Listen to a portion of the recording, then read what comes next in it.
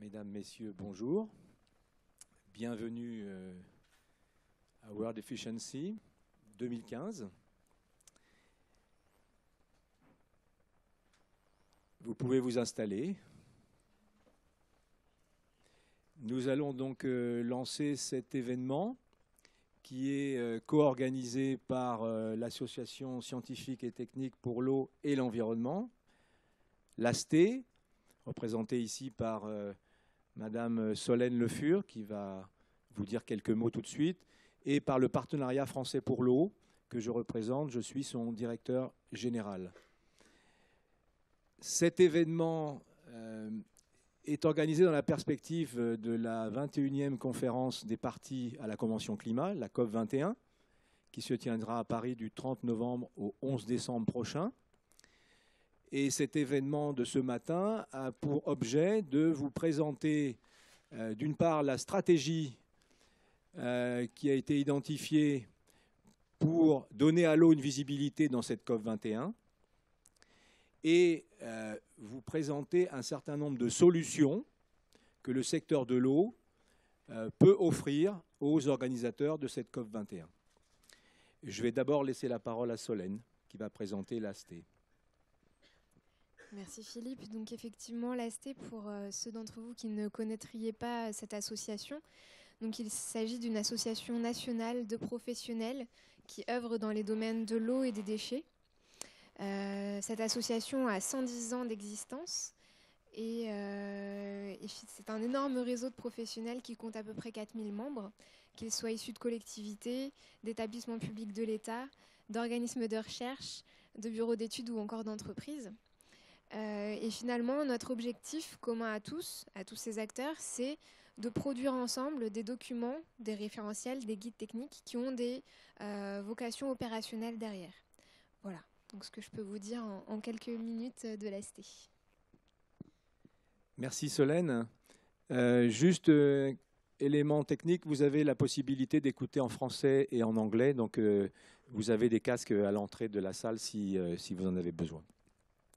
Alors, le Partenariat français pour l'eau, c'est la plateforme française qui intègre les différents acteurs français actifs à l'international dans le secteur de l'eau, des représentants de l'État, de ses établissements publics, des entreprises, des ONG, des collectivités territoriales, des organisations de formation ou de recherche et des experts. Et sa vocation est de faire du plaidoyer au niveau international, au sein des Nations Unies, mais aussi en dehors des Nations Unies, et de valoriser les savoir-faire français de façon collective.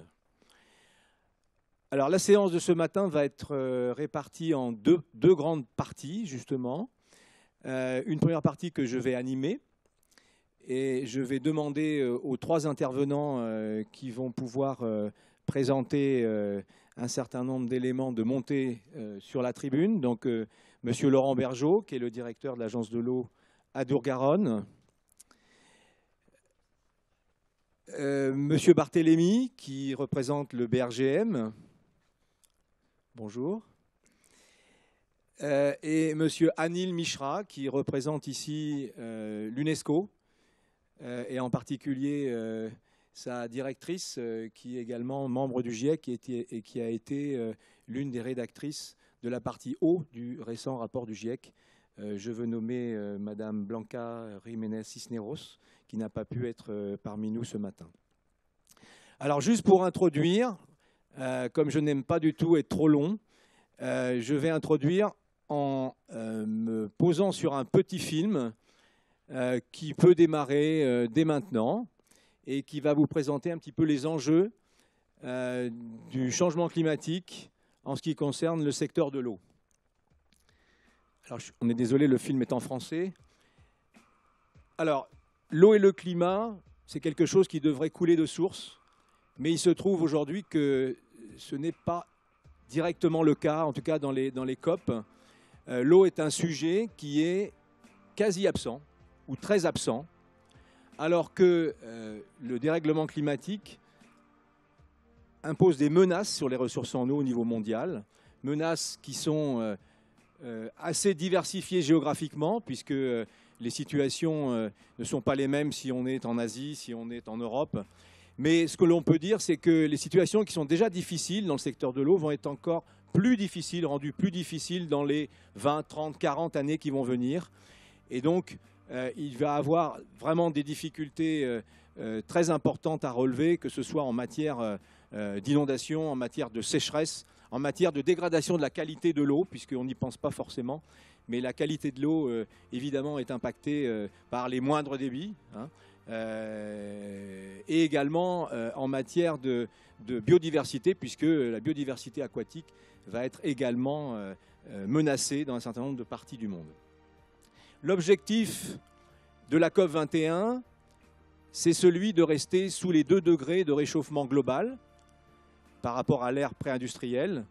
Aujourd'hui, les éléments dont on dispose, la semaine dernière, une étude a été publiée, réalisée par une agence des Nations Unies, qui a montré que les contributions des pays qui ont été transmises pour la COP21 allaient conduire à un réchauffement de 2,7 degrés Celsius. Donc on est déjà au-delà des 2 degrés. Tous les engagements des pays n'ont pas été reçus. Donc il y a un véritable risque de dépasser ces 2 degrés. Et pour les ressources en eau, ce serait probablement une situation très très délicate. D'où l'importance d'un accord à Paris pour rester sous ces 2 degrés. Le gouvernement français et les Nations Unies ont souhaité que la COP21 soit un moment fort, bien sûr pour les États. Ce sont les États qui vont décider, ce sont les États qui s'engagent en matière de rejet des gaz à effet de serre. Mais tous les acteurs, les collectivités, les entreprises, les ONG, tous les acteurs ont un rôle à jouer. Et le gouvernement français a souhaité que cette COP21 soit un moment pour que tous ces acteurs eux-mêmes prennent des engagements et valorisent les solutions dont ils disposent pour relever les défis du changement climatique. L'un des enjeux à Paris, ça sera bien sûr ce qu'on appelle l'atténuation, rester sous les 2 degrés, mais ça sera aussi la question de l'adaptation, qui concerne au premier chef les pays en développement. Aujourd'hui, s'adapter au changement climatique, c'est mettre en œuvre des projets liés à l'eau. Et même, on constate, quand on discute avec les bailleurs de fonds, que 80% des projets qui sont financés en matière d'adaptation au changement climatique concernent l'eau. Donc l'eau, inévitablement, va avoir sa place dans la COP21, va avoir sa place dans les COP qui vont suivre. Et donc, le secteur de l'eau, le monde de l'eau, la communauté internationale de l'eau, évidemment, doit apporter des contributions, doit montrer qu'elle a des solutions, mais que ces solutions doivent être développées à une échelle beaucoup plus large. D'où l'enjeu, dès la COP21, des discussions sur les financements. Si l'on veut que cette COP soit un succès à Paris, eh bien, il faut absolument que les pays en développement aient envie de signer l'accord. Et pour qu'ils signent l'accord, évidemment, il faut que la question des financements soit réglée, que la question du fonds vert, des engagements qui ont été pris précédemment par la communauté internationale de doter ce fonds vert de 100 milliards de dollars par an à partir de 2020 puisse être rempli. Donc ça, c'est un enjeu majeur et c'est l'un des plus forts enjeux, cette question des financements de la COP de Paris. Évidemment, ce n'est pas la COP de Paris qui va tout régler, mais les décisions qui seront prises vont engager la communauté internationale ultérieurement pour effectivement répondre aux véritables enjeux qui sont ceux du changement climatique. Donc voilà les points qui sont vraiment très forts. Le secteur de l'eau doit s'organiser. Je vous remercie d'être là ce matin, ce qui vous montre que vous vous sentez concerné. Le secteur de l'eau est très concerné et il doit vraiment, ensemble, agir collectivement pour que l'eau trouve sa place dans les COP. C'est tout l'enjeu. Alors, je ne vais pas être plus long. Nous allons engager la première partie de cet événement de ce matin. Le premier intervenant va être Anil Mishra, qui va nous dresser un petit panorama, en fait, de ce que le GIEC a pu mettre en évidence sur la question de l'eau, les impacts du changement climatique sur la ressource en eau, et donc les véritables enjeux qui sont maintenant devant nous pour ce secteur. Merci Anil. Merci Philippe. Bonjour, je suis Anil Mishra, je travaille de l'UNESCO. Now I need to switch into English to make the speech to align in the topics appropriately. I just listened to the two moderators, and if you see in my first slide, in the right corner, there are two logos, UNESCO's logo and IHP International Hydrological Program's logo. And I realized that your organization is 30 years older than UNESCO, as we are celebrating 70th anniversary, and 50 years older than UNESCO's water program. So I think you have a history of 15 years older than ours. I'm going to talk about responding to the challenges of water security in the context of climate change. First, I would like to present a sort of a optimistic picture.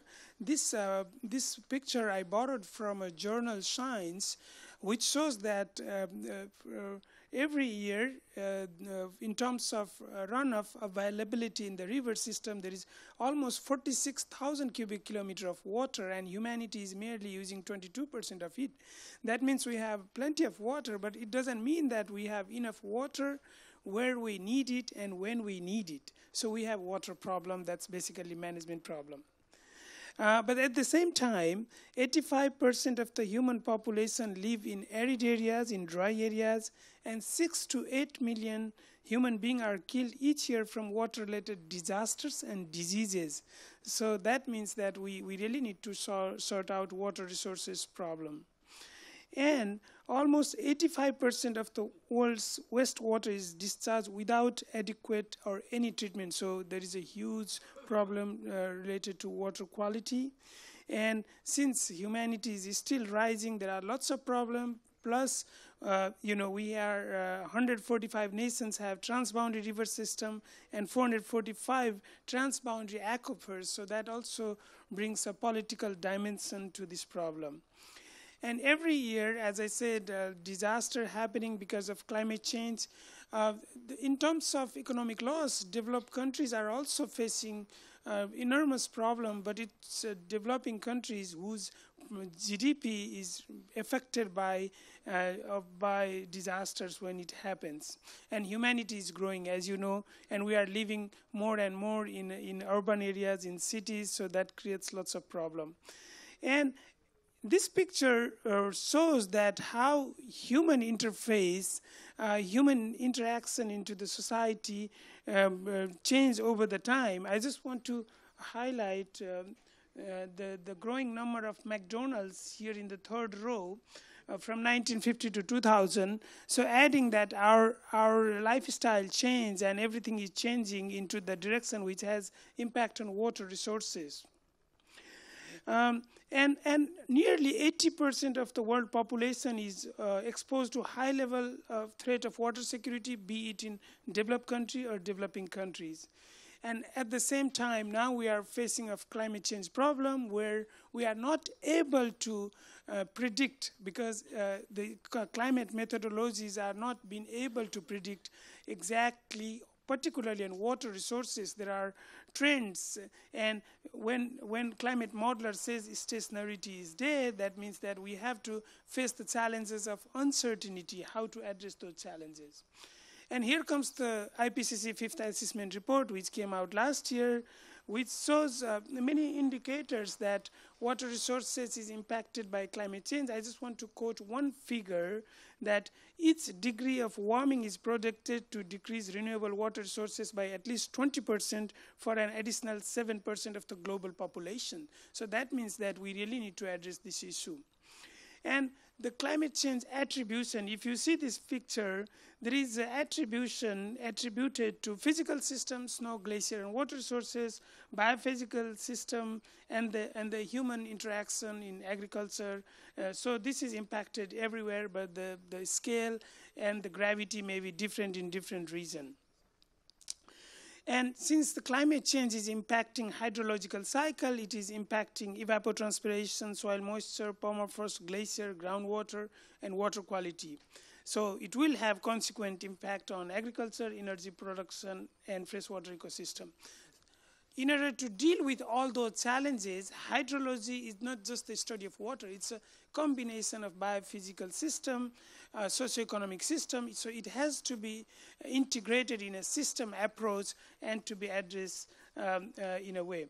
Now, what we are doing to address those challenges, the challenges outlined by IPCC's report, the challenges outlined by IHP's 8th phase of the program, water security responses to local, regional, global challenges, and countries, member states, just 2 weeks ago endorsed Sustainable Development Goal, and particularly 3 goals, Goal 6, Goal 11, which is a disaster, Goal 13, which is climate-related goals, are very much linked to the water resources and how this community and we will be able to contribute to those international commitments made by member states.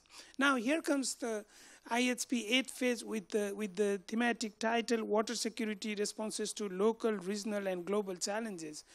And there are 6 themes, which is endorsed by member states, but the centrality is water-related disaster and hydrological change.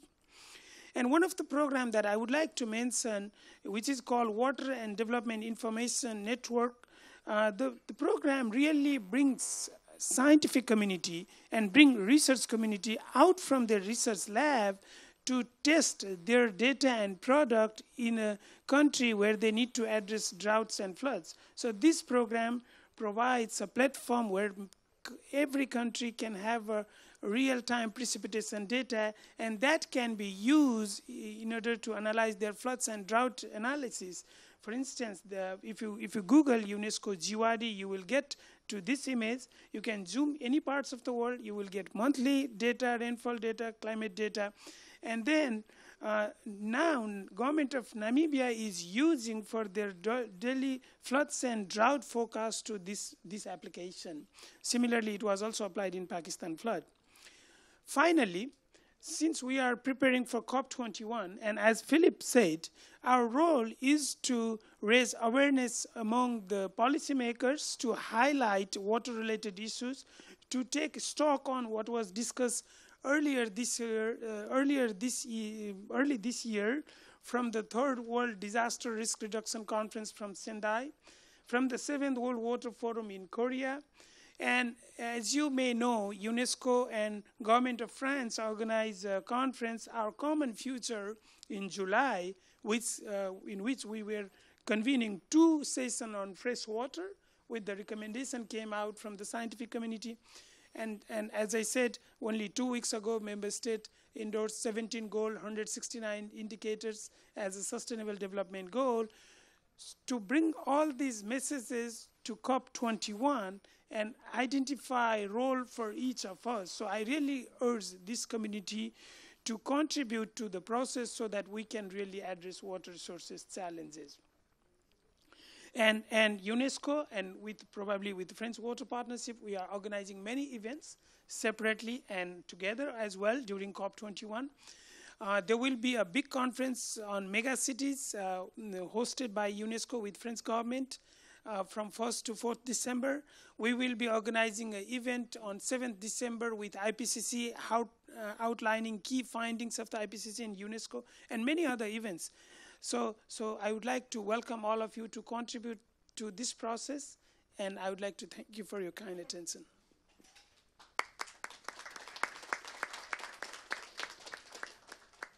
Merci Anil.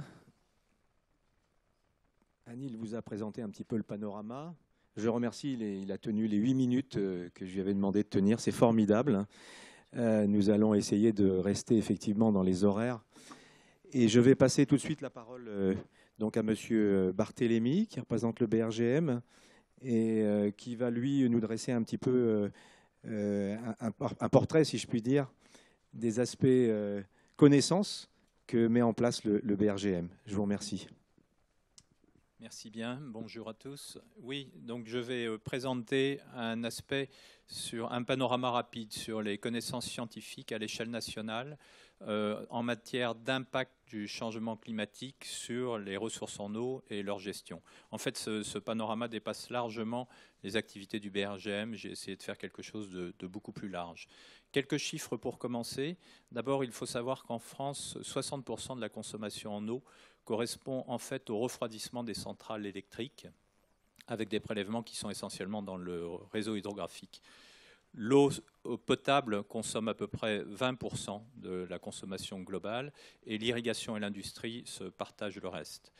Il est important aussi de bien comprendre que les eaux souterraines jouent à peu près le même rôle que les eaux de surface dans l'alimentation en eau, avec une part un peu plus importante pour l'eau potable. Les 2/3 de l'eau potable viennent des eaux souterraines. En revanche, pour l'irrigation et l'industrie, hors refroidissement des centrales, c'est plutôt la priorité sur les eaux de surface. Mais globalement, ça fait à peu près les mêmes volumes. En tout cas, il faut aussi bien comprendre que quand on distingue eau de surface et eau souterraine, en fait, elles sont étroitement liées, notamment parce que, en période d'étiage, donc pendant l'été, les eaux souterraines contribuent de façon dominante aux écoulements dans les cours d'eau. Alors, il y a une très grande diversité de documents publiés, évidemment, sur l'impact du changement climatique sur les ressources en eau.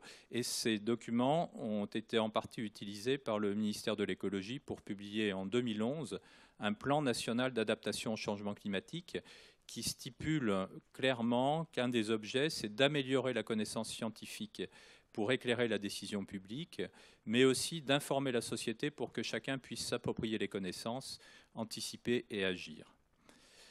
Il y a donc de nombreux programmes de recherche qui travaillent aussi sur les eaux et les eaux souterraines et les eaux de surface, et un nombre important de contributeurs, de nombreux partenariats, synergie nationale, internationale, donc le BRGM en fait partie, mais on n'est qu'un des tout petits éléments du puzzle. Alors, je vais vous présenter plus précisément les résultats d'un projet qui s'appelle Explore 2070 pour l'échéance 2070. C'est un projet qui a été financé et piloté par le ministère de l'Écologie de 2010 à 2012.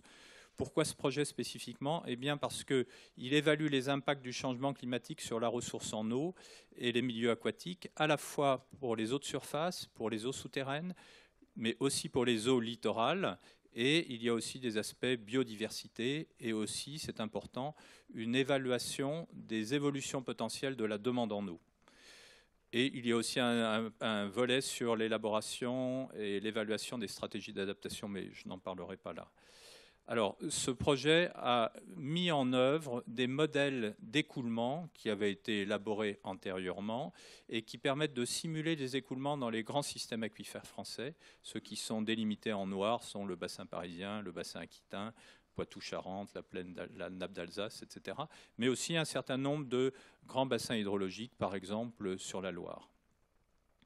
Alors, la première chose, le premier travail a consisté à évaluer les effets du changement climatique sur la recharge. Ce qu'on appelle la recharge, c'est la part des précipitations qui s'infiltrent et qui vient alimenter les nappes dont on a dit qu'elles pouvaient alimenter en retour les écoulements de surface, notamment en étiage. Les études qui ont été faites à partir d'un certain de 7 modèles climatiques ont permis de construire la carte qui est présentée à droite, qui montre qu'on s'attend à une diminution de la recharge, une diminution moyenne sur l'ensemble du territoire de l'ordre de 20 à 25%, avec des valeurs qui peuvent être plus importantes, par exemple dans le bassin de la Loire, on pourrait atteindre 30% de baisse de la recharge, et dans le sud-ouest, 30 à 50%. Et ça provient essentiellement d'une combinaison d'une diminution des précipitations et d'une augmentation des températures.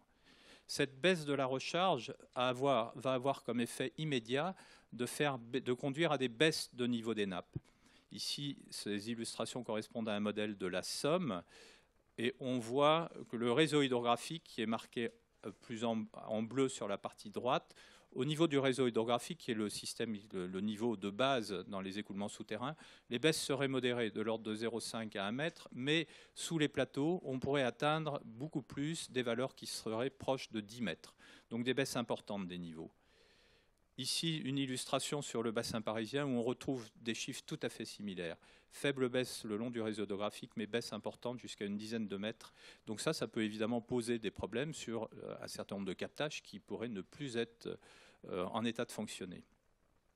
Ce projet Explore 2070 a aussi étudié l'impact du changement climatique sur le débit des cours d'eau. Par le biais des études, les études ont porté sur 1522 bassins versants, donc qui couvrent une grande partie du territoire, et là aussi avec des projections climatiques, 7 projections climatiques, 2 modèles hydrologiques, et ici un effort sur la quantification des incertitudes. La carte à droite présente la baisse globale anticipée sur les débits moyens des cours d'eau, les débits moyens annuels. On voit que dans le nord de la France, on pourrait s'attendre à une baisse de 20 à 25% des débits. Oui, c'est ça, je ne vois pas très bien, pardon. Non, de 30 à 50%, pardon. Dans le centre de la France, ça sera un petit peu moins, plutôt de l'ordre de 20 à 30%, mais dans le sud-ouest, ça pourrait être sensiblement plus. Et en parallèle, ces études ont permis aussi d'évaluer que la température moyenne des cours d'eau s'élèverait de 1,6 degré à l'échéance 2100. Donc là aussi, avec des impacts sur la biodiversité et sur la qualité de l'eau. Ici, de façon un petit peu plus précise, on représente les débits moyens d'un certain nombre de cours d'eau du bassin parisien, la Seine, la Marne, etc. Et on se rend compte qu'en fait, en hiver, les débits seraient peu affectés, mais en été ou pendant la période d'étiage, c'est-à-dire l'été et le début de l'automne, il pourrait y avoir des baisses allant jusqu'à 30 à 40% pour les cours d'eau sur les débits moyens mensuels, donc c'est évidemment très important. Un autre impact lié cette fois-ci à la surélévation du niveau marin, bien sûr ça n'affecte que les nappes littorales, mais on va voir qu'elles sont importantes. Cette surélévation du niveau marin, elle est attendue à l'échéance 2100 entre 30 et 80 cm. Cette surélévation va amplifier ce qu'on appelle l'intrusion marine, c'est-à-dire que sous les nappes littorales, il y a un biseau salé, un biseau d'eau de mer qui s'introduit sous les nappes. Le fait que les nappes remontent va amplifier ce biseau salé, et ce biseau salé, il peut être capté par des forages quand les forages sont proches. Cette remontée va aussi provoquer probablement une salinisation des zones estuariennes et des zones de marée, et aussi possiblement des submersions marines plus fréquentes lors de tempêtes. Une partie de l'étude était consacrée à l'évolution prévisionnelle des prélèvements en eau souterraine, par le biais d'un certain nombre de scénarios démographiques et socio-économiques. Alors, il s'avère que, de façon un peu étonnante a priori, mais les prélèvements, la consommation en eau aurait tendance à diminuer à l'échéance 2070, en gros une baisse de 20%. Globalement, l'agriculture ne changerait pas, les prélèvements en eau agricole seraient stables. L'industrie diminuerait beaucoup, de 50% sur le territoire, à l'échelle nationale, et l'eau potable de 20%, 15 à 20%. Et il y a derrière ces chiffres moyens une très grande disparité à l'échelle nationale. La carte à droite représente en orange, bleu et vert les zones où on s'attend à des diminutions de consommation en eau. En bleu foncé, ça peut aller jusqu'à 50%. En orange, des baisses limitées de 0 à 10%. Mais inversement, on s'aperçoit qu'il y a des zones rouges qui sont surtout des zones littorales. Là, on s'attend à une augmentation de la consommation en eau qui pourra aller jusqu'à 20%, essentiellement sous l'effet d'une pression démographique le long des côtes. Et on voit aussi en Haute-Savoie. Voilà, alors ces baisses de consommation permettraient d'avoir une légère atténuation des baisses de nappes qui résulteraient, et des baisses de débit de rivière qui résulteraient du simple changement climatique. Enfin, un dernier slide pour attirer l'attention sur la nécessité d'un certain nombre de précautions sur l'emploi de ces résultats, parce qu'il faut bien avoir en tête qu'ils résultent d'un enchaînement de modèles, de systèmes de modèles qui sont appliqués déjà avec le choix d'un scénario d'émissions de gaz à effet de serre, puis ensuite des modèles climatiques, des modèles ensuite pour descendre à l'échelle régionale les résultats des modèles climatiques, puis des modèles hydrologiques, enfin des analyses statistiques. Donc évidemment, chacune de ces étapes amène des hypothèses évidemment quelques erreurs, et donc on multiplie les incertitudes. Ça veut dire que si on veut présenter des résultats qui soient raisonnables, il faut absolument faire des simulations avec différents types de modèles à chacun des étages et présenter l'ensemble de ces résultats pour garder la fourchette globale. Et bien entendu, toujours rester prudent sur les résultats. Ceci dit, malgré les incertitudes qui sont significatives, les résultats indiquent déjà des tendances lourdes qui doivent amener à agir dès maintenant. Et in fine, il ne faut pas retenir des valeurs présentées, les chiffres en termes de débit ou de niveau, mais plutôt en termes de vulnérabilité d'un certain nombre de territoires qu'on a identifiés. Voilà, je vous remercie de votre attention.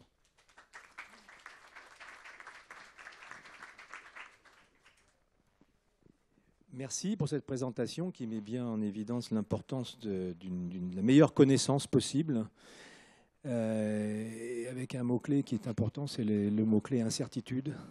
Les décisions en matière d'adaptation, évidemment, doivent en tenir compte et en essayant, et là c'est plutôt le monde scientifique, de diminuer le plus possible ces incertitudes. Alors nous sommes passés sur un panorama, un état des lieux au niveau mondial, un état des lieux au niveau national, français. Nous allons maintenant aller dans un territoire du sud-ouest, le bassin Adour-Garonne, et le directeur général de l'agence de l'eau Adour-Garonne, Laurent Bergeau, va nous donner quelques éclairages sur les impacts du changement climatique dans son bassin. Bien, merci. Alors, moi, je vais plutôt exploiter ce qu'a dit Anil et Yves, en descendant en échelle, effectivement, sur le bassin. Sur un bassin qui représente une bonne partie de la France quand même, on verra ça à l'instant. Je voudrais juste rebondir sur l'incertitude qui a été évoquée.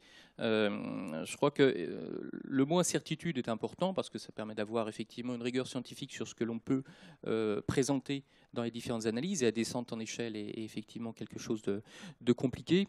Mais l'incertitude peut provoquer trois réactions, le cas échéant. Le climato-scepticisme, je crois qu'il y en a de moins en moins, je dirais le doute et la foi et la culture du doute. Donc à chaque fois, il faut se poser des bonnes questions à chaque fois pour pouvoir répondre à ces questions. Et je crois que c'est systématiquement ce qui est fait avec le GIEC, qui va de plus en plus loin dans l'approfondissement scientifique de l'approche climatologique. Ça peut être du climato-fatalisme, on va dire écoutez, il va arriver ça, donc qu'est-ce que vous voulez qu'on y fasse? C'est pas moi avec mon action individuelle et à mon échelle qui vais pouvoir agir. Donc ça, c'est véritablement quelque chose pour lequel il faut montrer qu'effectivement une action à différentes échelles, les actions aux différentes échelles peuvent être particulièrement utiles. Et puis la troisième réaction, c'est de dire oui, mais ça c'est ailleurs. Chez moi, là, en fait, non, on est toujours dans un climat tempéré. La preuve, il pleut toujours, il y a toujours du soleil dans les différentes saisons, etc. Et puis, finalement, s'il manque un peu d'eau au pied de chez moi, là, au bord de la rivière, c'est sans doute parce qu'un peu plus haut, il pompe un peu plus. Et ce n'est pas véritablement le changement climatique.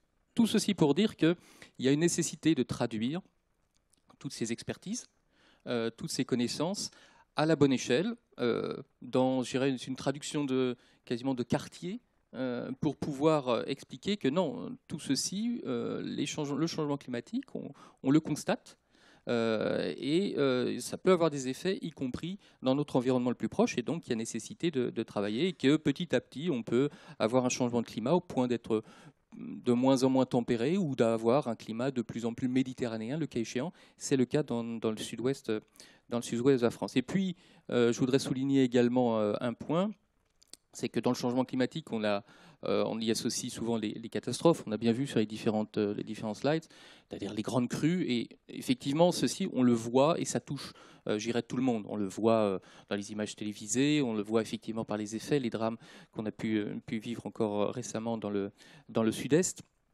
Donc l'appréhension des changements climatiques par les crues, on l'a de plus en plus parce que ça touche tout le monde. Et c'est très, très visuel et effectivement parfois dramatique. À l'inverse, le changement climatique avec le manque d'eau, ça touche petit à petit différentes catégories d'acteurs.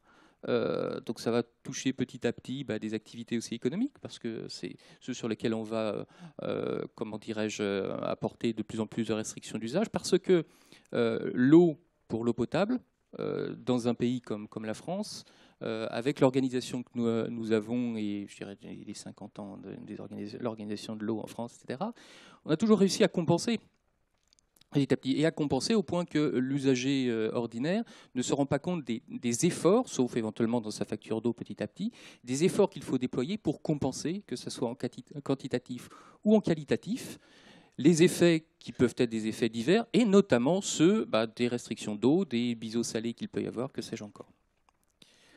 Alors le bassin Adour-Garonne dont il s'agit dans ma présentation, donc c'est tout le sud-ouest à peu près de la France. Donc vous avez vu une carte tout à l'heure dans la présentation d'Yves, 1/5 de la France, 1/9 de sa population, et l'étude qui a été conduite, donc l'étude Garonne 2050, donc pour une échéance 2050, concerne 65% de ce territoire, qui est à la fois attractif, notamment sur sa partie côtière, mais aussi parce qu'il y a une industrie assez forte, avec une présence notamment de l'aéronautique, et rural, puisque c'est effectivement un bassin très rural, avec une hausse de la maïsiculture qui s'est faite à une certaine période, même si on entrevoit effectivement une légère baisse.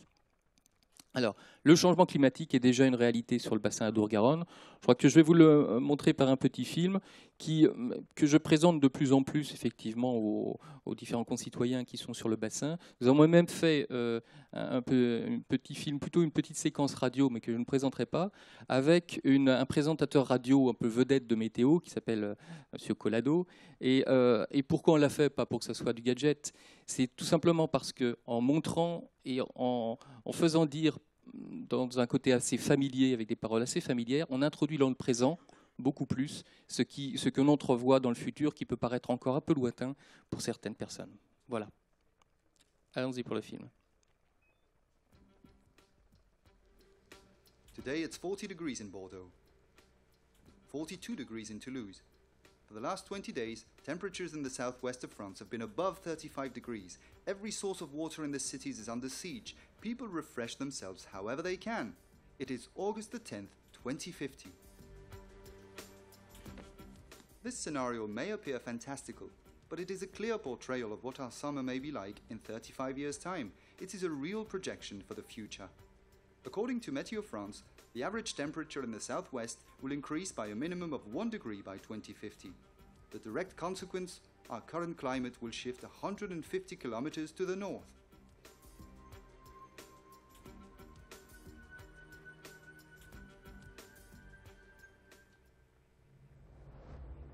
Here are the average temperatures for the wider southwest at the end of the 1990s, and here is the same territory in 2050. The most pessimistic are even forecasting an average increase of over 2.8 degrees. The contrast is striking, as it is for watercourses. By 2070, their flow could drop by half in certain areas of the basin. One of the direct impacts of such a change, the snow mantle in the Pyrenees, will decrease by at least 30%. The snow will melt early and faster. The life of the rivers will be affected dramatically. Their levels will be higher in winter and much lower in spring and summer. Natural flows will fall sharply. Low water periods, when the river levels are at their minimum, will arrive earlier and be more drastic. For example, in the Garonne Basin, some projections estimate the shortfall at 800 million cubic meters, which will threaten the minimal functioning of the river. From watercourses to oceans, the increase in air and water temperature will change aquatic ecosystems and the distribution of species. New parasites and diseases will flourish with the warming of the waters. The Gironde estuary, silted up in more permanent fashion, risks suffocation.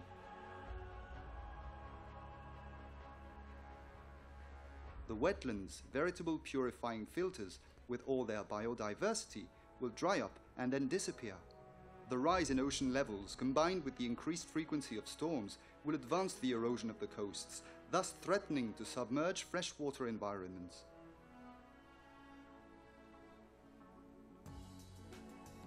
All of this increasingly fragile environment will have to accommodate an ever-expanding population. 1 million extra inhabitants are expected in the southwest by 2050, mainly in the two metropolises of Toulouse and Bordeaux. To this must be added the pull of tourism, which also places a heavy burden on the consumption of drinking water, representing an additional month's use just by itself. All of this raises the question not only of the quality of the rivers, but also of the quantity available, not just for drinking water, but also for the dilution of sewage waste. And the less water there is, the lower the capacity of an environment to absorb and filter. With increasingly recurrent periods of drought, vegetation and farmland will be changed, shorter growing cycles, an increase of 30% in the need for irrigation, reduced yields for certain harvests. Confronted with this fragility, agricultural practices will have to adapt. Within this context, how do we reconcile the proper functioning of natural environments with our needs for drinking water, with economic and tourist activities, and our energy production requirements?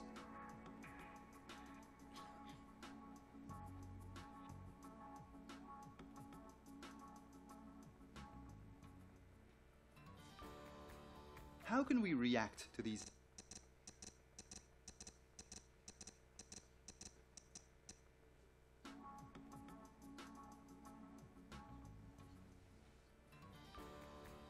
How can we react to these?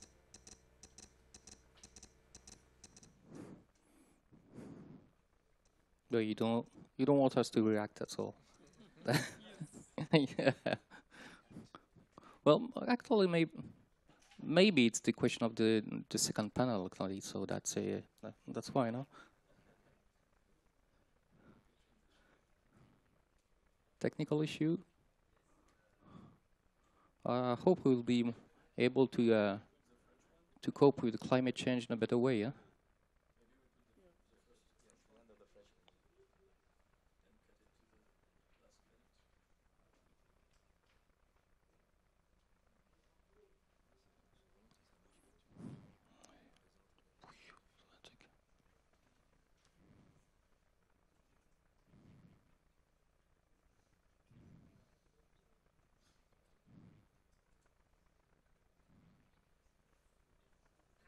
Bien, vous n'aurez pas la suite et vous ne saurez pas comment on réagit dans le film, mais c'est encore mieux que je vous le présente directement. Alors peut-être qu'on peut revenir sur le diaporama, s'il vous plaît. Le PowerPoint, s'il vous plaît. Voilà. Alors, donc l'étude prospective Garonne 2050, vous avez vu un peu le bilan que nous faisons, à partir d'ailleurs des données qui ont pu être prises dans Explore 2070 et d'autres données, et ce qui a été dit était parfaitement vrai. Il faut pouvoir prendre les différents scénarios climatiques pour pouvoir introduire des fourchettes d'incertitude. Donc l'objectif de l'étude, c'était de construire des scénarios qui étaient contrastés suivant les besoins, les ressources en eau et leur gestion, donc à l'échelle du grand bassin de la Garonne. Ce qui était très très important pour nous, c'est d'avoir une démarche participative. On peut avoir un constat qui est un constat scientifique. Maintenant, il faut pouvoir le faire partager auprès des différents utilisateurs, comme je le disais, pour que chacune des catégories d'utilisateurs de l'eau, usagers économiques, usagers non économiques, les défenseurs de l'environnement, puisque l'environnement est un utilisateur de l'eau à part entière également, puissent s'accaparer ces données, ces conséquences, et puissent bâtir, je dirais, une possibilité de scénario qu'ils considèrent comme faisable, souhaitable. En fait, c'est finalement se définir quel est le cadre de vie souhaitable, quelle est la société souhaitable et pragmatiquement réalisable. Quand tout à l'heure, on citait justement la citation de Jean Jouzel qui disait le problème du changement climatique, ça ne va pas être forcément pour nous très dramatique. Simplement, ça va faire en sorte qu'il y aura moins d'endroits où il fait bon vivre. La question est de savoir c'est quoi le bon vivre pour nous à l'échéance 2050 dans le bassin d'Haute-Garonne. C'est un scénario à construire, c'est un scénario à construire. Donc une démarche participative, plus de 8 mois de concertation, 13 réunions sur le terrain et une dizaine de réunions techniques. Vous voyez avec différentes étapes, qui sont des étapes très accompagnées d'ailleurs par un garant scientifique de la méthode. Les valeurs repères. Alors, très brièvement, sur ces valeurs repères, on a l'avantage de ces modèles qui permettent de comparer des hypothèses en valeurs relatives et donc d'illustrer les scénarios contrastés qui sont retenus. Bon, les valeurs sont données pour une année quinquennale sèche, c'est-à-dire une année considérée la plus défavorable. Ce qu'il faut retenir de ce tableau, c'est qu'en 2050, si on laisse faire la nature, le déficit entre les besoins et ressources serait de 75 millions de mètres cubes, ou plus exactement, et c'est ça qu'il faut retenir, dans une fourchette comprise entre 25 et 160 millions de mètres cubes pour tenir en compte de l'incertitude qui a été mentionnée tout à l'heure sur les scénarios climatiques. Si on décidait de compenser totalement la baisse naturelle des débits, c'est 760 millions de mètres cubes qu'il faudrait compenser, c'est-à-dire 10 fois plus. Il est évident qu'un scénario comme celui-ci, nous n'y arriverons pas, même avec une combinaison de moyens. Alors, que pouvons-nous faire pour pouvoir effectivement compenser suivant différents scénarios, c'est-à-dire les scénarios étaient dire soit on compense à 100%, soit on compense à 75%, soit on compense à 50%, c'est-à-dire est-ce qu'on laisse faire complètement ou est-ce qu'on atténue en apportant effectivement d'autres réserves, soit par des économies d'eau, soit par de nouvelles réserves. Différents scénarios ont été évoqués notamment et ont été construits avec les différents groupes. Économies de l'eau. Donc c'est une meilleure gestion de l'eau qu'un usage domestique, une meilleure utilisation des réseaux, qui fuient moins d'ailleurs par exemple, l'agriculture aussi. Là, nous avons des efforts de sensibilisation à faire, mais ce qu'on a bien vu, c'est que c'est un levier qui est nécessaire, qui est sans doute le moins cher, mais pas suffisant pour répondre à l'enjeu. Créer de nouvelles réserves. Le risque est important que ces réserves ne puissent pas se remplir au regard des évolutions du changement climatique, justement. Des sites d'implantation qui sont aussi difficiles à trouver, une acceptation sociologique aussi assez difficile. L'idée, c'est de créer des ouvrages de stockage hivernal, mais c'est une solution, c'est très certainement pas la seule. Et d'ailleurs, ce qui est intéressant, c'est que l'étude Garonne 2050 a été lancée à un moment en réaction ou en conséquence de la mise de côté d'une hypothèse de création d'un très grand ouvrage qui s'appelait Charlas, pour justement réalimenter la Garonne. Et donc ce grand ouvrage a été mis de côté collectivement et a été décidé plutôt de s'engager dans des études d'alternatives à cet ouvrage et de lancer une étude prospective Garonne 2050 justement pour avoir une meilleure connaissance des effets du changement climatique sur éventuellement notamment les effets, les évolutions quantitatives, mais aussi l'évolution de la société. Donc une démarche d'évolution globale, changement climatique, mais changement global avec l'évolution démographique, notamment, et l'évolution de la société. Troisième possibilité, avoir recours aux ressources non conventionnelles, donc la réutilisation des eaux pluviales et des eaux usées, dessalement de l'eau de mer, recherche artificielle ou dynamique des nappes alluviales. Ça, il s'agit d'en évaluer les impacts, les bénéfices et la faisabilité. C'est ce que nous faisons actuellement. Enfin, la conclusion que nous avons eue et que nous avons partagée avec l'ensemble des contributeurs dans le cadre de cette étude prospective, c'est qu'il faut raisonner aussi eau et énergie. Il y a évidemment de nombreuses interdépendances politiques, des politiques publiques de l'énergie et de l'eau. À savoir qu'aujourd'hui, le soutien d'étiage de l'axe Garonne est réalisé quasiment à 80% par le recours aux ouvrages hydroélectriques. Donc au passage, nous payons l'eau de manière caricaturale au prix de l'électricité pour réalimenter la Garonne. Et bien évidemment, avec le renouvellement futur des concessions, il y aura des arbitrages déterminants qui seront à réaliser sur l'utilisation de la ressource en eau de ces ouvrages, c'est-à-dire production d'électricité versus soutien d'étiage. Gérer collectivement la ressource, ça c'est vraiment un enjeu aussi. Avec une mobilisation des acteurs publics, garantir que la ressource en eau est gérée de manière collective. Ça passe aussi par identifier toutes les ressources individuelles qui ont pu être créées, qui sont éventuellement plus mal gérées, et avoir cet état des lieux avant d'imaginer de créer aussi d'autres ressources.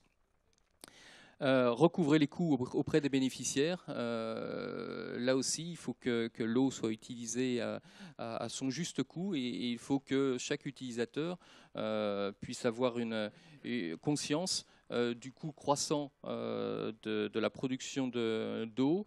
Et je pense que le signal couve est aussi un signal économique. Ce que l'on voit d'ailleurs dans tous les, chez les acteurs, notamment les acteurs économiques, c'est que effectivement, dès lors qu'il y a un poste d'économie dans le domaine de l'eau, alors ce poste d'économie est utilisé de plus en plus, et il est forcément très très lié à la dimension coût.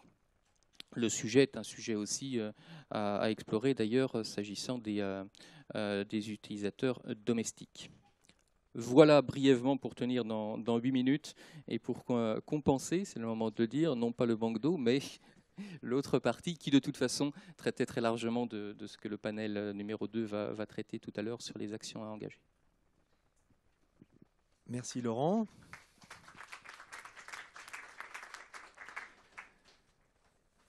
Alors, après ces 3 présentations, la parole est à la salle. Avez-vous quelques questions sur cette première partie qui était liée à la connaissance, aux incertitudes au niveau international, national et du bassin d'Our-Garonne, avec quelques focus sur les solutions dans ce bassin?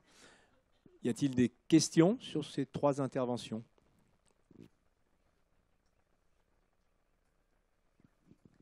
Non?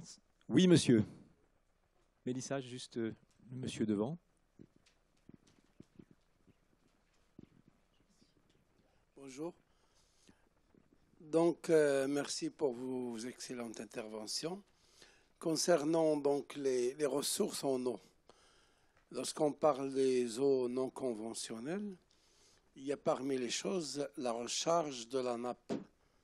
La recharge de la nappe, est-ce qu'on peut la recharger par des eaux non conventionnelles? Parce que la recharge, à ma connaissance, on peut la faire à partir des eaux superficielles, par exemple les cours d'eau ou d'autres ressources, mais elle ne peut pas être comme ressources non conventionnelles. Les ressources non conventionnelles, ça concerne surtout les eaux usées, les eaux éventuellement de mer qui sont dessalées, et ainsi de suite.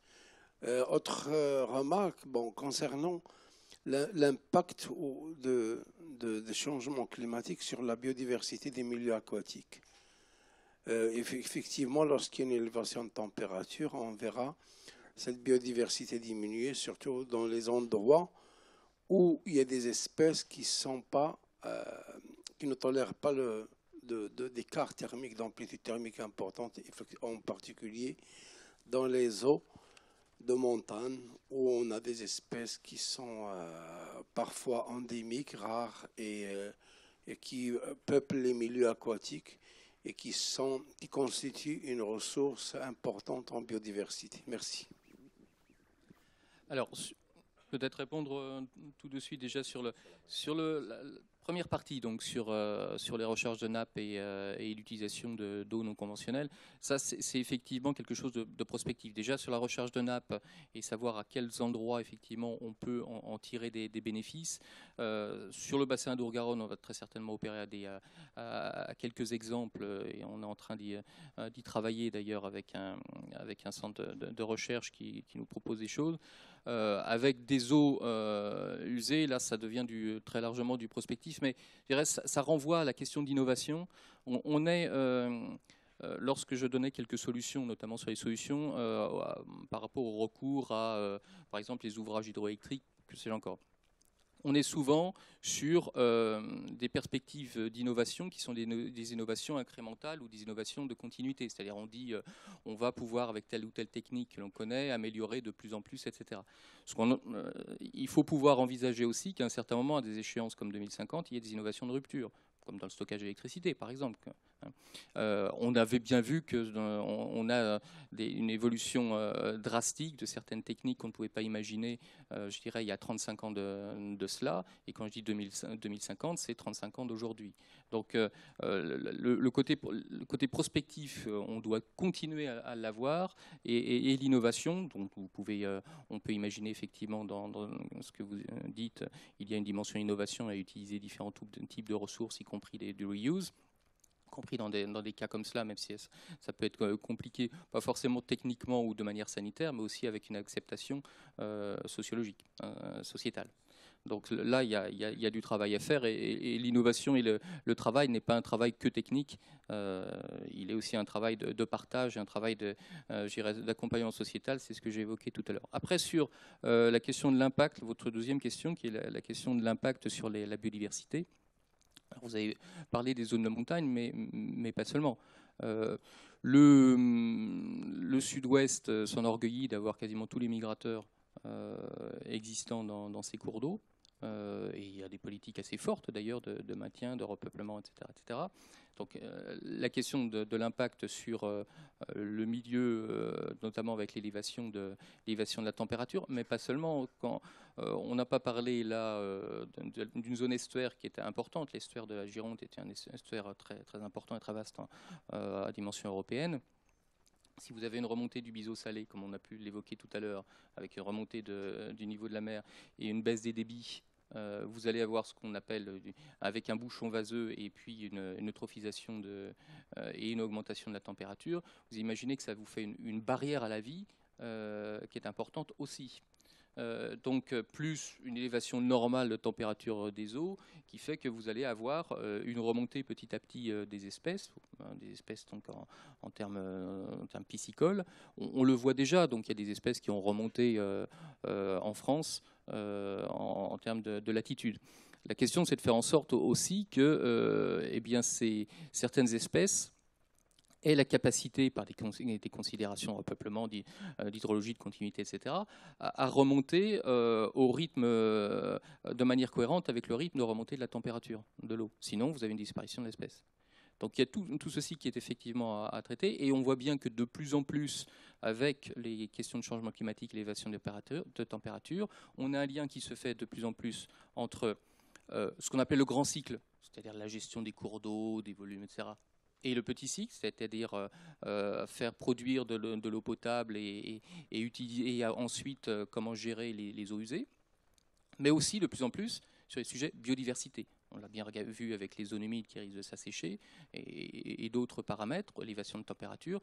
Donc ce lien petit cycle, grand cycle et biodiversité va être de plus en plus ténu dans le domaine de l'eau, et c'est à tout ceci qu'il va falloir se confronter et être innovant, mais aussi partager cette réalité pour pouvoir avancer tous collectivement dans ce domaine-là. On sait ce qu'on doit faire, je pense, ce à quoi on va arriver en 2050.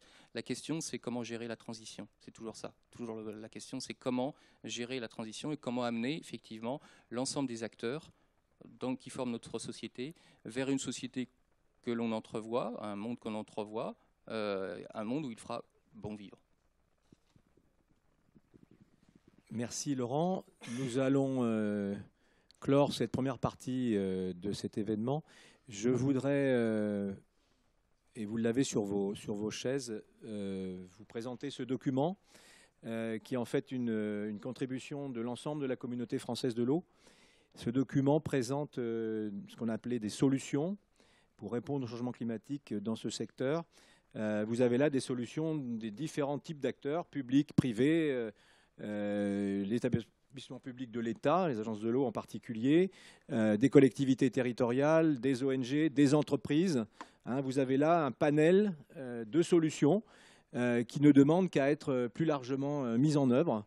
Et ces solutions sont mises en œuvre en France et à l'international par des acteurs français. Donc ça, c'est un support qui peut être utile pour vos réflexions ou pour vos actions, suivant votre appartenance à une catégorie d'acteurs.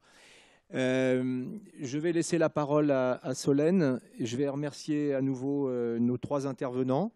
Je vais leur proposer de se reporter vers leurs chaises respectives, et je vais inviter donc les trois intervenants suivants à monter sur l'estrade. Merci. Merci Philippe. Donc Effectivement, merci aux 3 premiers intervenants d'avoir dressé un panorama sur les connaissances liées au lien entre l'eau et le changement climatique. On va passer maintenant à la présentation de différents leviers et outils pour participer à l'adaptation au changement climatique. Et pour ne pas perdre de temps, je vais tout de suite passer la parole à Monsieur Nicolas Chantepie, qui est directeur général adjoint à l'Agence de l'eau Rhône-Méditerranée-Corse. Donc en 2014, un plan d'adaptation au changement climatique a été adopté sur le bassin Rhône-Méditerranée. Et donc, M. Chantepie va nous présenter ce plan et les mesures concrètes qu'il contient. Merci. Oui, bonjour.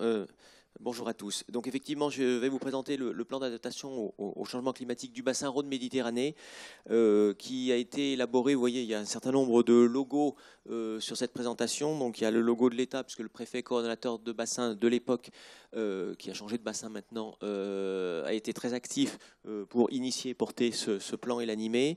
Et les 5 régions du territoire de Rhône-Méditerranée, Bourgogne-Franche, enfin, 5 régions actuellement, il y en aura moins demain, Franche-Comté, Bourgogne, Rhône-Alpes, PACA et Languedoc-Roussillon. Donc c'est une démarche collective, et puis bien évidemment il y a aussi l'Agence de l'eau et le comité de bassin.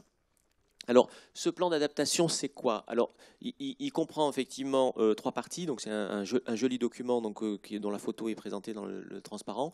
D'abord, un bilan des connaissances scientifiques sur le bassin, une caractérisation des vulnérabilités des territoires et un panel de mesures d'adaptation, puisqu'on est bien sur un plan qui vise à mettre en place des actions concrètes. Alors, je vais rapidement passer sur les vulnérabilités au changement climatique, puisque les présentations précédentes, je veux dire, on va retrouver un petit peu les mêmes sujets. Le constat, c'est une baisse des précipitations en été, enfin le constat ou les prévisions, qui va se traduire par aussi une baisse de l'enneigement. On est quand même un bassin avec les Alpes où l'enneigement est très important. Hein. C'est un bassin où il y a normalement beaucoup d'eau. Hein. Et une hausse de l'évapotranspiration. Alors ça, c'est un élément qui est sans doute majeur et on l'a bien vécu cet été. Hein. C'est-à-dire que même s'il pleut autant, comme il fait beaucoup plus chaud, l'évapotranspiration est beaucoup plus forte, donc les sols s'assèchent beaucoup plus vite.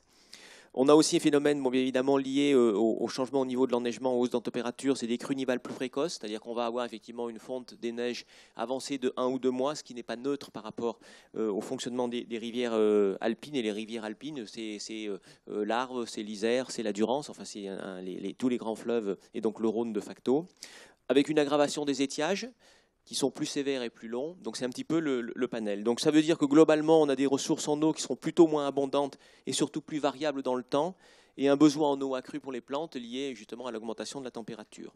Et bien évidemment, des zones humides qui ont déjà été pas mal atteintes dans les décennies précédentes, qui sont en sursis.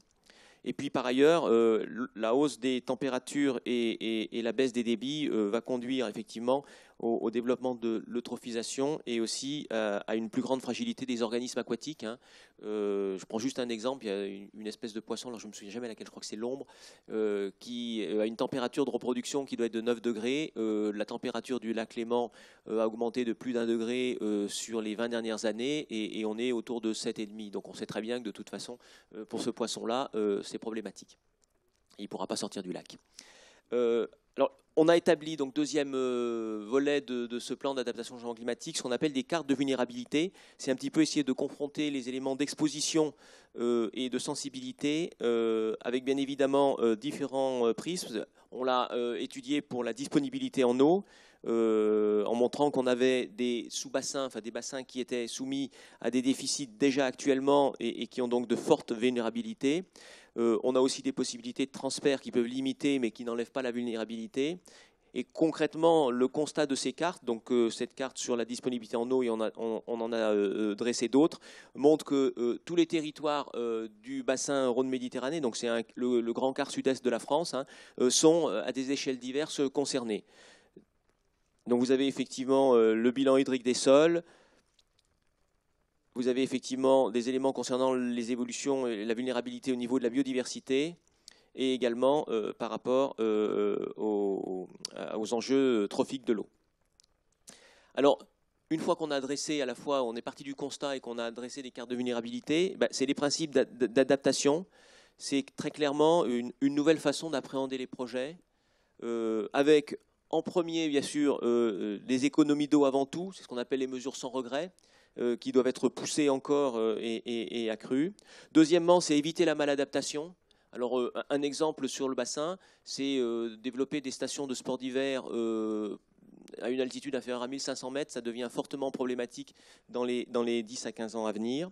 Préserver les potentialités actuelles, s'assurer d'une ambition qui soit effectivement partagée et surtout garder raison économiquement et privilégier la combinaison des solutions. Il n'y a pas une solution idéale, ça a été dit par Laurent Bergeot. Il faut bien effectivement faire preuve d'intelligence.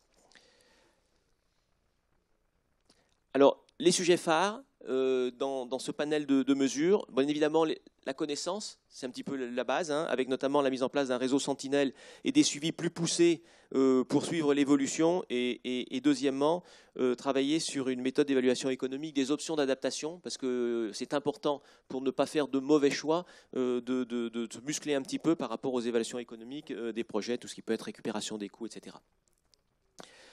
Après, on a effectivement des actions de lutte contre le gaspillage.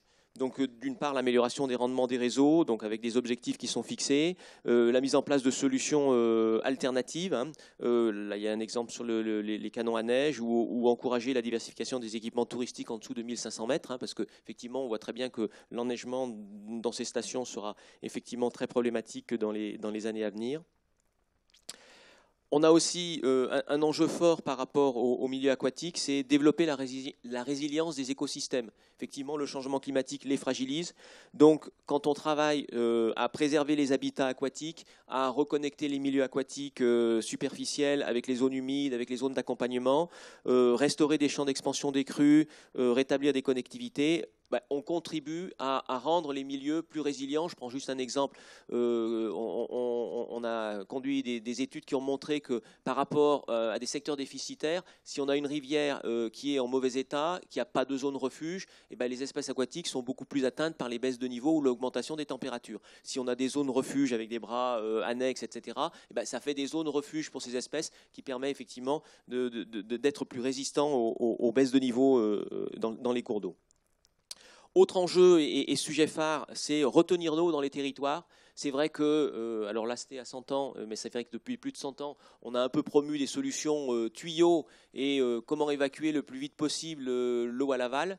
Là très clairement, il faut un petit peu réapprendre l'imperméabilisation, le cycle naturel, y compris en milieu urbain. Donc avec des objectifs de compenser l'imperméabilisation en zone urbaine en recréant des dispositifs d'infiltration ou de réduction des ruissellements. Et puis bien évidemment, limiter l'extension périurbaine et l'artificialisation des sols, parce que c'est effectivement face à l'enjeu d'assèchement des sols, il faut faire en sorte de favoriser l'infiltration et réduire l'imperméabilité. Alors, très concrètement, ce plan, donc, il a été adopté, entériné par les acteurs qui l'ont porté, et ces éléments ont été réintroduits au travers du prochain SDAGE, le SDAGE, schéma directeur d'aménagement et de gestion des eaux, qui va porter sur les années 2016-2021, qui est en phase ultime d'écriture et qui devrait être adopté, je croise les doigts, fin novembre par le comité de bassin. Et il a permis de nourrir une nouvelle orientation fondamentale de ce SDAGE, justement sur le changement climatique, avec des axes de mobilisation, de prudence par rapport aux nouvelles infrastructures, de développer la prospective, d'affiner la connaissance. Et j'allais dire 50% des dispositions du SDAGE concourent à l'adaptation, notamment dans tout ce qui concerne la gestion quantitative de la ressource. Alors bien évidemment, un plan d'action c'est bien, l'introduire dans un document à vocation réglementaire tel que le SDAGE c'est encore mieux, mais aussi avoir des moyens pour financer des actions.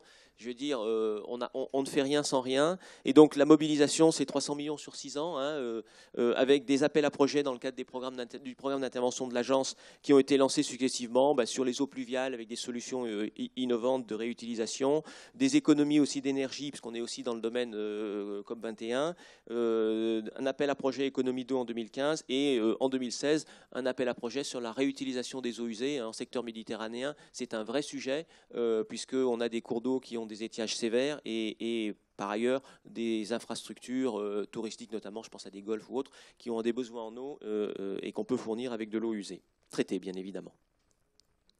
Alors On est très fiers de ce plan de bassin. C'est un petit peu une première en France. Les 5 régions, l'État, le comité de bassin qui s'engagent pour s'adapter. Très clairement, on est, ça permettra de faire sans doute la transition avec la présentation suivante, complètement inscrit dans la COP 21. On considère que la contribution du quart sud-est de la France, c'est ce plan de bassin en termes d'adaptation, qui se traduit aussi par des déclarations communes. Notre président de comité de bassin a eu mandat pour signer le pacte de Paris, mais je ne veux pas en dire plus parce qu'après je vais parler sur ce qui va être présenté après. Et bien évidemment des déclinaisons aussi dans des différents outils, plus ou moins avec des termes abscons, hein, SRCE, RCCAE, plan de bassin, SDAGE, mais tout ça pour les initiés, c'est des documents qui permettent d'accompagner un grand mouvement que l'on souhaite effectivement amplifier compte tenu des enjeux. Alors j'en ai terminé avec ma présentation et juste une petite présentation d'un petit film qu'on avait justement réalisé en accompagnement de ce plan d'adaptation au changement climatique qui a un certain succès sur la toile, comme on dit, en termes de visualisation pour justement sensibiliser à ces enjeux. Alors là c'est la version française, elle existe aussi en version anglaise, mais c'est pas grave.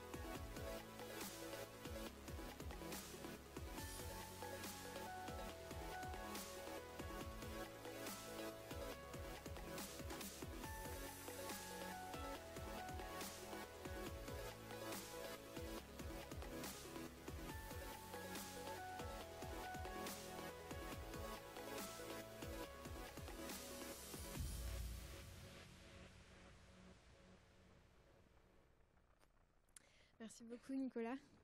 Donc une belle transition pour la présentation effectivement d'Edouard Boinet, qui est chargé de projet coopération internationale à l'Office international de l'eau.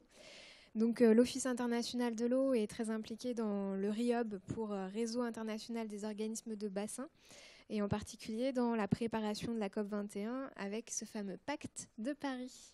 Effectivement, et on est ravis de compter parmi les signataires RMC. Ça me semble justifié au vu des actions que vous entreprenez déjà. Je vais essayer de faire donc cette présentation sur le pacte de Paris aussi courte que possible, parce que je vois que vous portez tous des manteaux, mais je ne sais pas si ça va vous préserver de devenir des glaçons. Donc, alors le pacte de Paris, déjà quelques éléments de contexte sur le changement climatique. Alors, pour nous, puisqu'on est dans le secteur de l'eau, les problèmes liés au changement climatique et à la gestion de l'eau nous semblent indissociables et c'est assez clair. Ça n'est pas forcément pour tout le monde, donc un rappel est peut-être utile. Sur les 4 coins du monde, on voit des problèmes qui sont de plus en plus fréquents, avec des ampleurs aussi beaucoup plus importantes sur les sécheresses et les inondations. Petit bilan, petit tour d'horizon de l'année 2015. En Californie, ici, vous voyez des photos prises à quelques années d'écart d'un barrage. Il faut savoir que la Californie, pour cette seule année 2015, a perdu 2,7 milliards de dollars en pertes économiques et à peu près 21 000 emplois, avec une sécheresse qui dure déjà depuis 4 ans. Le Brésil aussi subit sa pire sécheresse depuis 86 ans. Ici, vous avez le réservoir qui approvisionne la ville de Sao Paulo. Je ne sais pas s'ils veulent l'approvisionner encore longtemps. La Chine, avec cette fois des inondations. Dans le sud de la Chine, on a eu pour à peu près 18,4 milliards de dollars de pertes économiques, encore une fois pour la seule année 2015, qui n'est pas terminée, et des centaines de vies humaines également. Alors là, je viens seulement de parler des cas les plus médiatiques, mais il faut savoir que d'autres zones sont effectivement, enfin toutes les zones, tous les continents en tout cas sont concernés. L'Afrique du Sud a subi une perte d'environ 30% de sa production agricole sur le maïs notamment. Il y a les barrages qui atteignent, l'eau dans les barrages atteint des niveaux dangereusement bas au point que certaines agglomérations qui étaient jusqu'ici approvisionnées par ces barrages doivent réquisitionner des camions-citernes. La Corée du Nord, alors on a très peu d'informations sur ce qui se passe là-bas, mais le pays dit subir aussi l'une de ses pires sécheresses depuis un siècle. Et on sait par un rapport de l'UNICEF, l'organisme des Nations Unies pour les enfants, pour la protection de l'enfance, que les morts d'enfants en bas âge ont augmenté de façon assez spectaculaire cette année pour cause de sécheresse, justement. Alors la voie à suivre, déjà justement faire ce lien, dresser ce lien pour s'assurer qu'on aborde conjointement les problèmes liés à l'eau et à l'adaptation au changement climatique. C'est ce qui a été fait au Forum mondial de l'eau. Je ne vais pas m'apesantir là-dessus, mais des dizaines de sessions ont été tenues et l'une des principales conclusions était justement de bien faire ce lien. Et l'une des manières d'y parvenir, c'est pour nous, communauté de l'eau, d'investir les négociations climatiques et de porter dans cet agenda le plan d'action Lima-Paris sur l'adaptation au changement climatique, les problématiques de l'eau. Alors, on dispose déjà d'une solide base de connaissances pour cela, et l'Office international de l'eau, avec ses partenaires, notamment la CE-ONU, a largement contribué à développer cette base de connaissances à travers une plateforme d'échange d'expériences entre bassins pilotes sur l'adaptation au changement climatique, et également un ouvrage qui fait la collecte des exemples de bonnes pratiques et des expériences sur l'adaptation au changement climatique, principalement sur les bassins transfrontaliers. Vous avez cette documentation sous forme de webkey, donc quelque chose de très léger pour vos valises, on pense à vous, à l'entrée de la salle. Donc vous pouvez récupérer cette publication, et c'est ce qui a notamment servi de base pour le pacte de Paris sur l'adaptation au changement climatique dans les bassins, qui, en bref, regroupe les recommandations de ces ouvrages et de cette plateforme, avec un objectif qui est d'obtenir autant de signataires que possible, qui s'engagent sur les principes qui sont synthétisés dans ce rapport, qui s'engagent à prendre aussi les actions qui sont proposées, et on les détaillera un peu plus tard, mais elles regroupent ce qui se fait dans les agences de l'eau Rhône-Méditerranée, Corse, Adour-Garonne et autres. Et le public visé, c'est principalement les organismes de bassin. À bien noter qu'il s'agit à la fois des fleuves, des lacs et aussi des aquifères. On n'oublie pas ce qu'on ne voit pas. Et on vise aussi les gouvernements, les administrations locales, nationales, les bailleurs bien sûr, sans qui il est difficile d'agir, les autorités locales, les représentants de la société civile et les entreprises. À partir du moment où leurs actions s'intègrent dans une adaptation au changement climatique dans les bassins, nous les invitons à signer le pacte. Alors 3 parties pour ce pacte. Une première qui dresse les principes à suivre pour l'adaptation au changement climatique ainsi que le contexte. Une seconde qui dresse cette fois, qui établit une liste des actions à mettre en œuvre pour bien s'adapter. Et enfin, un annexe qui est un appel à des projets pertinents pour l'adaptation au changement climatique dans les bassins. Voilà comment ça se présente, avec donc la deuxième page pour la signature et la troisième pour les projets qui sont soumis par nos signataires. Alors, un aperçu des actions recommandées. On a vu dans les actions qui étaient déjà présentées par Agence de l'eau Adour-Garonne et Rhône Méditerranée Corse certaines de ces recommandations. Tout d'abord, la connaissance. Il faut renforcer la connaissance. On ne peut rien faire sans information, on ne peut rien faire sans connaissance. Vous le voyez ici, quand on a un problème, pour avoir une bonne réponse, il faut d'abord avoir l'information.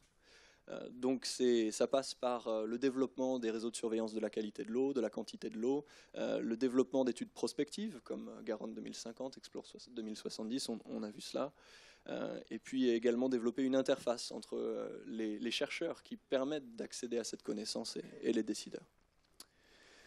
En deuxième point, on a également l'adaptation au changement climatique dans la planification de la gestion de l'eau à l'échelle des bassins.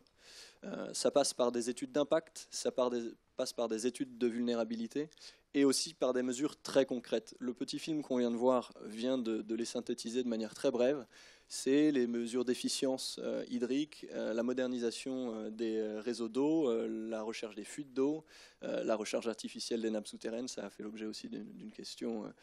Et on ne doit pas oublier les mesures naturelles de rétention des eaux, ce qu'on appelle les infrastructures vertes, qui permettent de développer des bénéfices qui sont rendus naturellement par les services écosystémiques. C'est quelque chose de très important parce que ça fait notamment partie de ce qu'on appelle les mesures sans regret. On peut prendre ces mesures et s'assurer qu'on aura vraiment des bénéfices avec une fourchette de scénarios qui peut varier.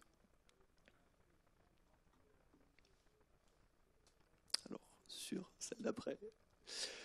Alors, oui, je vais y arriver. La troisième, qui concerne le renforcement de la gouvernance, donc c'est associer l'ensemble des acteurs du secteur de l'eau, mais au-delà aussi, c'est-à-dire tous les usagers, qu'il s'agisse du transport, de l'énergie, du tourisme. C'est vraiment important pour s'assurer que déjà on a les bonnes connaissances, parce qu'il y a des milliers de producteurs de données, c'est le point qu'on a vu juste avant, mais aussi pour s'assurer que ces actions qui sont recommandées sont appropriées par tous avant le stade de la mise en œuvre. Et bien sûr le financement, ça c'est indépassable. On a besoin de mécanismes de financement à l'échelle des organismes de bassin et également plus largement aux échelles nationales et via les bailleurs. Où on en est maintenant avec ce pacte de Paris? Alors, la version provisoire a circulé jusqu'à la fin août. Elle a été circulée auprès des partenaires que vous voyez sur le PowerPoint. Et la version finale a ensuite été diffusée à partir de la mi-septembre avec un double appel, un appel à signer le pacte à cette adresse, le site du RIOB, et également à soumettre des projets pertinents pour l'adaptation au changement climatique dans les bassins.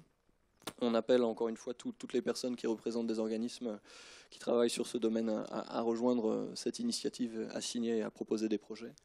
Le statut, au bout d'un mois, on a déjà on y est, cinquantaine de signataires.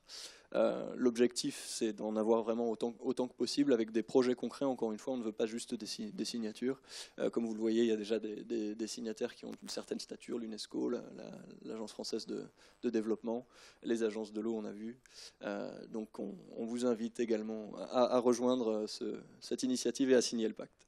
Voilà, je vous remercie et je vous souhaite à tous une bonne journée.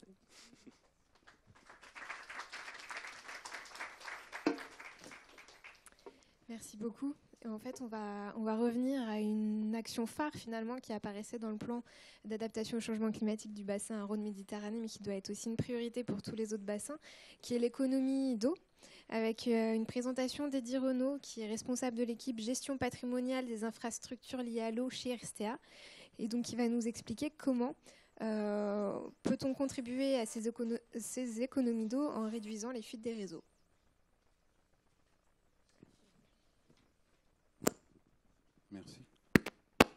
Merci, bonjour. Donc je vais vous présenter un travail qui a été donc réalisé par IRSEA en collaboration avec un groupe de travail de l'ASTE, donc à l'initiative du ministère de l'écologie et avec l'appui de l'ONEMA.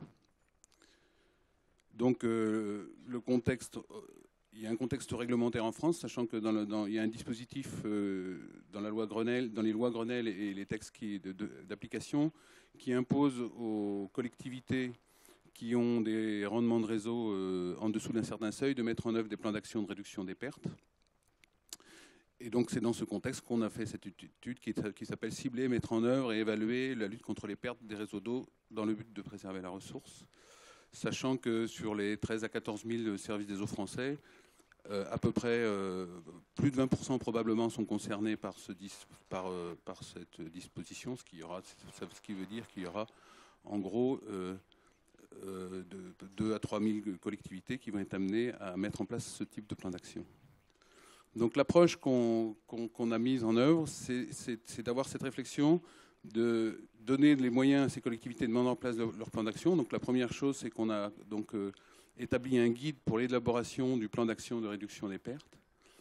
Ensuite, et sachant qu'il n'y a pas de plan d'action type qui va s'appliquer partout uniformément et que ce plan d'action doit absolument être adapté au contexte du service. Ensuite, si on prend un système d'eau potable, l'impact de la réduction des pertes va être variable selon les lieux, suivant la nature des prélèvements. Et sachant qu'une partie de l'eau qui passe par les fuites peut être amenée à regagner les masses d'eau qui ont servi à alimenter le réseau.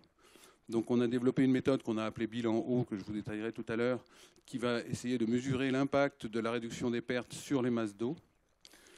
Et par ailleurs, lutter contre les pertes, c'est mettre en place un certain nombre d'actions avec un certain nombre de moyens qui vont avoir des impacts sur l'environnement, d'un point de vue énergétique, d'un point de vue consommation de ressources naturelles, et qui vont permettre d'économiser de l'eau. Et il faut à un moment mettre en regard les impacts environnementaux du plan d'action et les bénéfices qu'on peut attendre des économies d'eau d'un point de vue environnemental, là au sens large, pas uniquement du point de vue des ressources en eau.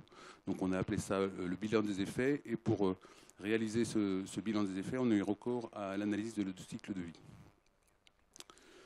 Donc première partie, le plan d'action. Bon, la diapo est pas forcément très lisible, mais ce qui est important, c'est que notre guide plan d'action, donc sur la partie droite, vous avez la couverture du guide qui est sorti l'année dernière et qui est maintenant disponible pour l'ensemble des collectivités, qui a été publié par l'ONEMA. Il propose tout d'abord une méthode progressive par étape pour établir un diagnostic et bien appréhender la situation et les particularités locales du service. Donc on va passer par un pré-diagnostic qui va permettre de se faire une première idée. Ensuite, dans certains contextes, avant même d'engager des études longues, il y a un certain nombre d'actions évidentes qu'il faut mettre en place très rapidement. Et ensuite, il faut parallèlement faire un diagnostic poussé du service qui va permettre de mettre en place le plan d'action. Alors, on a ensuite une deuxième partie du guide qui inventorie 38 actions à mettre en œuvre pour réduire les pertes dans un réseau. Elles sont classées en 4 catégories. Donc la première va concerner la connaissance du réseau et des volumes, sachant qu'il est fondamental de partir sur des bases solides pour appréhender les volumes de pertes et savoir où va l'eau qui est introduite dans le système. Et ensuite, on a les 3 grandes familles classiques d'actions pour lutter concrètement contre les fuites. La première, c'est la recherche active des fuites. Ensuite, il y a la gestion des pressions, sachant que quand on baisse la pression sur un réseau, on baisse le débit des fuites. Et enfin, la gestion patrimoniale, c'est-à-dire remplacement ou rénovation des canalisations et des branchements. Donc chacune des 38 actions fait l'objet d'une fiche détaillée qui présente l'action, ses conditions de mise en œuvre, etc. et qui renvoie vers une bibliographie abondante qui permet, pour les collectivités qui veulent mettre en place l'action, d'avoir plus de précision.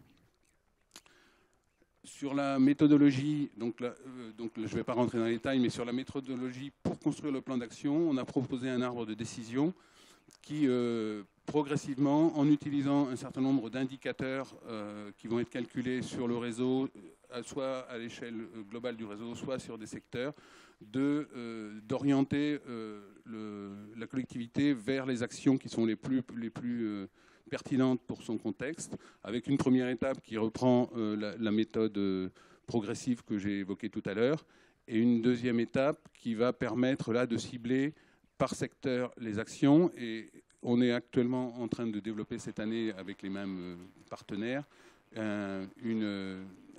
une troisième étape dans l'arbre de décision qui va permettre, secteur par secteur, de choisir les actions et d'arriver vraiment dans les choses plus concrètes. Et donc, ça fera l'objet d'un additif à ce guide qui existe déjà, qui sera publié en début d'année prochaine. Donc, une fois qu'on a une idée des actions qui sont possibles, il s'agit après d'adapter le plan d'action au contexte particulier du système.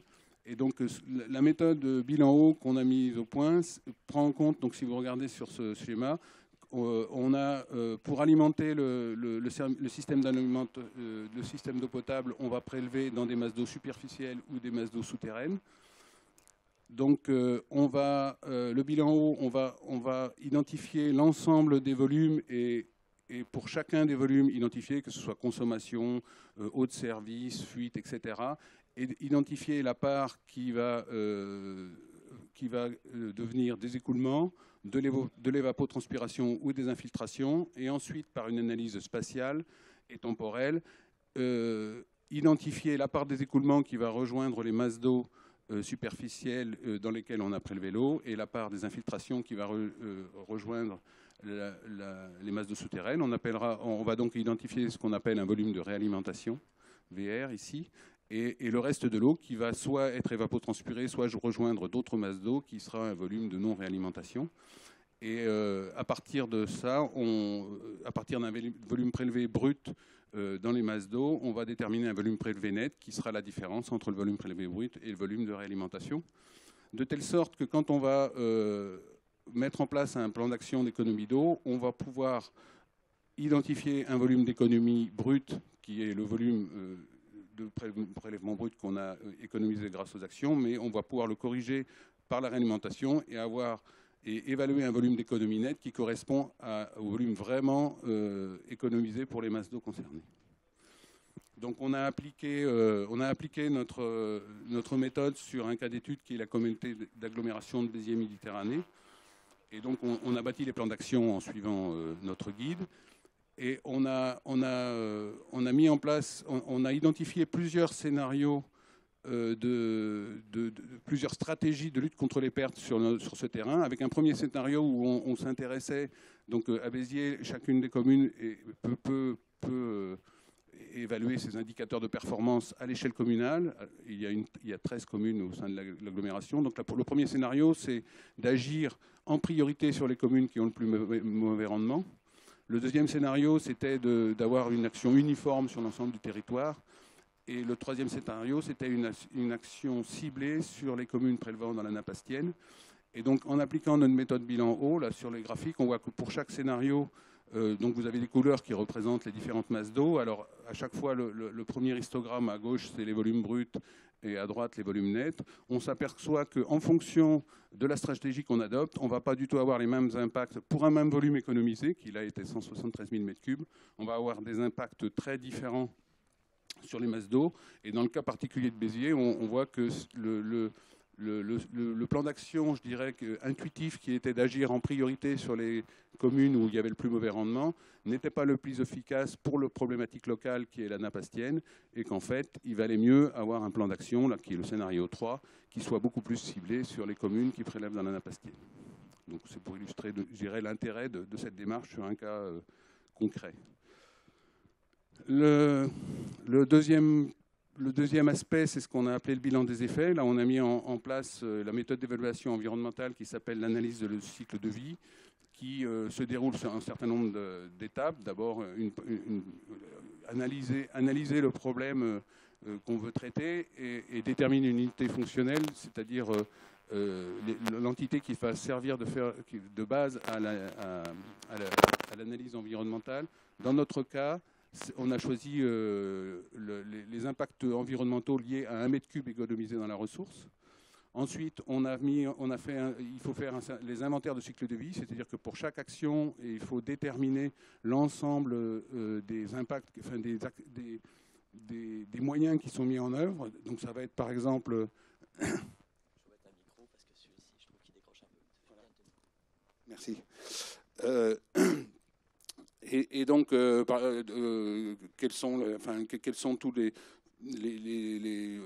par exemple, les engins mécaniques qui vont servir à faire les tranchées, les pièces qui vont servir à réparer, etc. Donc on fait l'inventaire de tout ce qui est utilisé pour faire l'action, et ensuite on évalue à partir de bases de données internationales les impacts en termes sur l'eau, sur l'air, etc. Donc là, on a appliqué cette méthode sur une petite collectivité de Gironde qui est la régie multiservice de la Réole. Et donc là, on a mis en place un plan d'action comprenant 5 actions, et on a réalisé l'ACV de son plan d'action. Et sur le graphique, on voit donc on a fait 4 scénarios d'augmentation graduelle du rendement, et donc là on a les impacts sur la santé humaine, sur les écosystèmes et sur les ressources naturelles, et on voit que donc l'histogramme noir, c'est les bénéfices qu'on en retire en économie de la ressource en eau, et on voit qu'au fur et à mesure qu'on va augmenter en rendement, on va avoir de plus en plus d'impact, et qu'arrivé à un moment, on peut arriver à un stade où les impacts générés par les actions vont être plus importants que ceux qui vont être évités par les économies de ressources en eau. Donc voilà, j'en ai terminé. Je vous remercie. Et donc là, on vous a présenté je viens de vous présenter donc ces travaux qu'on a fait dans le domaine de la ressource en eau. Donc au niveau du RCTA, on a pas mal de nos recherches qui sont en lien avec le changement climatique. Et on vient de sortir un ouvrage qui résume, qui synthétise tout ça, et vous pourrez le trouver à la sortie de la salle sur votre gauche. Merci beaucoup, Eddy. Alors, je vous informe simplement que le fameux guide qu'a présenté M. Renaud est disponible sur le stand de l'AST, qui est aussi partagé avec le Partenariat français pour l'eau. Donc c'est ALH numéro 42. Et je vous remercie tous les trois pour vos interventions. S'il y a une question, on va la prendre, mais très rapidement, parce que nous avons M. Renaud qui va nous faire un mot de conclusion assez intéressant, je pense, pour vous tous. Il y a une question. On va prendre juste celle-ci. Bonjour, une question concernant le plan de bassin. Je voulais savoir s'il y a aussi des économies qui sont faites au niveau des ménages, parce qu'il y a aussi beaucoup de...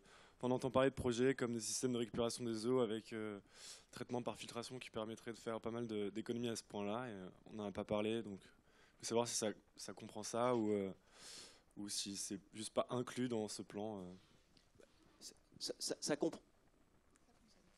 Ça va marcher, oui. Ça comprend tout, mais simplement le plan, comme il s'adapte aux acteurs, on a plus mis en avant, par exemple, tout ce qui est économie d'eau au niveau des réseaux publics. Donc indirectement, c'est au niveau de l'eau potable. Par contre, les gestes citoyens, si je comprends bien, qui sont plus ce qui peut être poussé, ils ne sont pas particulièrement ciblés dans le plan de bassin, puisqu'en fait, ils rentrent dans, j'allais dire, les prérequis normalement des comportements qu'il faut essayer de promouvoir de plus en plus. Disons que nous, à ce niveau-là, on essaye de le promouvoir à travers, alors j'ai pas eu le temps de le développer, mais toutes les actions qu'on appelle d'éducation à l'environnement, qui permettent justement de remarteler un petit peu les messages de base au niveau de l'utilisation quotidienne de l'eau. On va malheureusement devoir passer à M. Renaud, qui est président du groupe de travail Changements globaux et climatiques au Partenariat français pour l'eau. Non, parce qu'il y avait une autre question, c'est pour ça que je dis malheureusement, mais non, mais ça... Ne me méprenez pas. Parce que voilà, donc je pense que monsieur est un peu frustré, mais vous pourrez de toute façon échanger avec les intervenants après. Bien.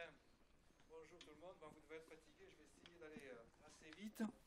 Je vais surtout vous donner quelques pistes pour essayer de vous repérer sur la manière de traiter le dossier de l'eau dans cette COP qui vient. Alors, très rapidement, je ne vais pas revenir sur le Partenariat français pour l'eau. Philippe vous l'a présenté tout à l'heure. 120 acteurs du monde de l'eau qui sont regroupés pour promouvoir le dossier de l'eau à l'international. Maintenant, rentrons dans la COP.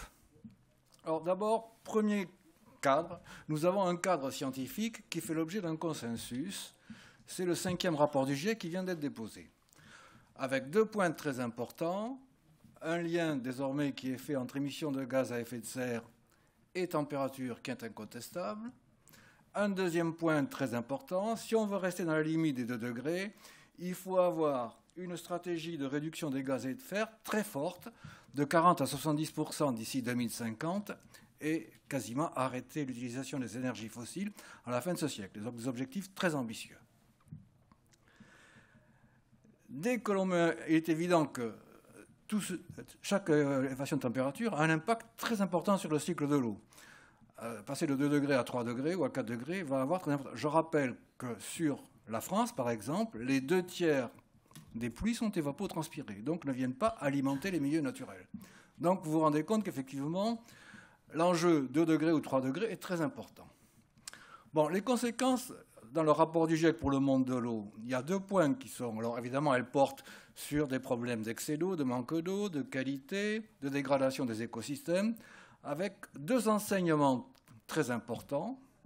C'est d'abord que les conséquences seront très variables géographiquement. Et deuxième point, qui est très important, c'est que c'est les régions qui connaissent des excès d'eau ou les pénuries d'eau qui seront les plus menacées. Donc ça, je dirais, c'est un petit peu le cadre scientifique dans lequel...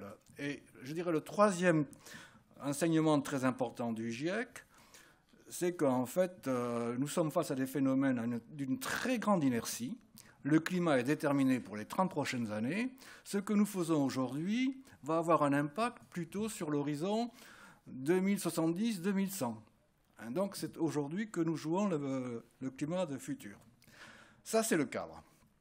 Maintenant, c'est le cadre scientifique sur lequel il y a un consensus. Maintenant, le cadre des négociations dans la Convention climat. Alors, classiquement, on dit qu'il y a 4 piliers. Premier pilier, c'est l'accord. Alors, l'idée, c'est d'avoir un accord qui permette de regrouper tous les pays. Alors que je vous prends le précédent accord n'engageait que les pays, j'appelle l'annexe 1, les pays riches. Deuxième pilier, c'est ce qu'on appelle les contributions nationales des pays. Comme on n'est pas arrivé à progresser sur un accord global, l'idée a été de dire à Lima, demandons à tous les pays de présenter des contributions nationales et voyons si ces contributions nationales nous permettent de répondre un petit peu à notre objectif de 2 degrés. Et donc tous les pays ont déposé leurs contributions nationales. Troisième pilier, c'est le financement. Donc effectivement, comme on a pris beaucoup de retard, l'adaptation devient un souci de plus en plus important pour les pays du Sud qui réclament que des mécanismes de financement soient mis en place pour les aider. C'est les fameux 100 milliards. Et le 4e pilier, qui est un petit peu original, qui a été déposé à Lima, c'est de dire, évidemment, la Convention engage d'abord les États, mais elle ne verra que s'il y a des initiatives de la société civile, donc des entreprises, des collectivités et des ONG. Et Lima, donc, on a appelé à ce que tous les acteurs présentent les initiatives qu'ils étaient prêts à mettre en place pour lutter contre le changement climatique. Et ça, c'est un point très important. Donc ça, les 4 piliers de l'accord. 2 difficultés aujourd'hui.